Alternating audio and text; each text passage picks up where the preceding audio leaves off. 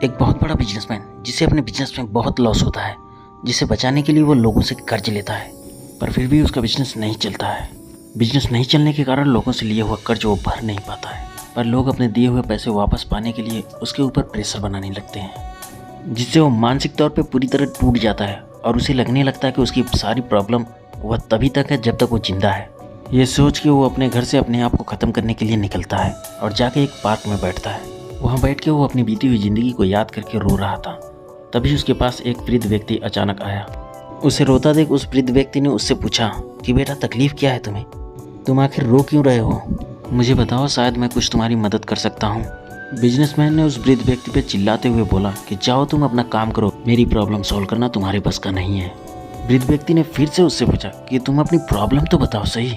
Businessman गुस्से से लाल होकर बोलता है कि 10 लाख रुपए चाहिए, क्या तुम मुझे दे सकते हो? वृद्ध व्यक्ति ने बोला, बस इतनी सी बात। उसने तुरंत अपने जेब से एक चेकबुक निकाली और उसे 10 लाख का चेक बनाकर दे दिया। बिजनेसमैन की मानो जैसे सारी प्रॉब्लम खत्म हो गई। बिजनेसमैन बहुत खुश होता है और उस व्यक्ति से वादा करता है कि अगले 1 साल के बाद हम फिर इसी पार्क में मिलेंगे और वह उसके पैसे लौटाएगा। वो चेक लेकर बिजनेसमैन घर चला जाता है और घर जाकर वो सोचता है कि एक अनजान आदमी जो मुझे जानता पहचानता भी नहीं, वो मेरी मदद करने के लिए तैयार है, पर मैं जो अपने आप को पूरी तरह जानता और पहचानता हूँ, मैं अपनी ही मदद नहीं कर पा रहा हूँ। काफ़ी सोच विचार करने के बाद उसे अपनी अंदर की क्षमता का एहसास होता है और वह उस चेक को ले जाकर एक संदूक में रख देता है और वो तय करता है कि वह इस चेक का इस्तेमाल कभी नहीं करेगा और एक बार फिर वो अपने बिजनेस में अपने ही साथ खड़ा होगा। उसे ये बात लग गई कि एक अनजान आदमी उसकी मदद कर सकता है, तो वो खुद अपने आप की मदद क्यों नहीं कर सकता।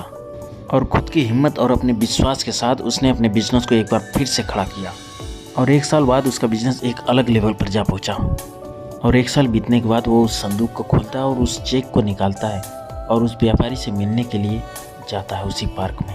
पार्क में जाने के बाद उसे पता चलता है कि जिस वृद्ध व्यक्ति ने उसकी मदद की थी, उसे कुछ लोग पकड़ के ले जा रहे हैं। वो लोगों से बोलता है कि इन्हें क्यों पकड़ रहे हो, इन्हें परेशान क्यों कर रहे हो, ये तो इस शहर के सबसे रईस आदमी हैं।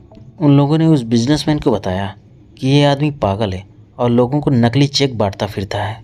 ये सुनते ही वो चौंक जाता है कि अगर उस चेक की असलियत मुझे पहले पता चल जाता तो शायद आज मैं जिंदा नहीं होता, और यदि उस दिन मैं अपने आप पे विश्वास नहीं करता, उस चेक को लेकर मार्केट में चला जाता, तो बेइज्जती के साथ साथ बहुत तकलीफ होती।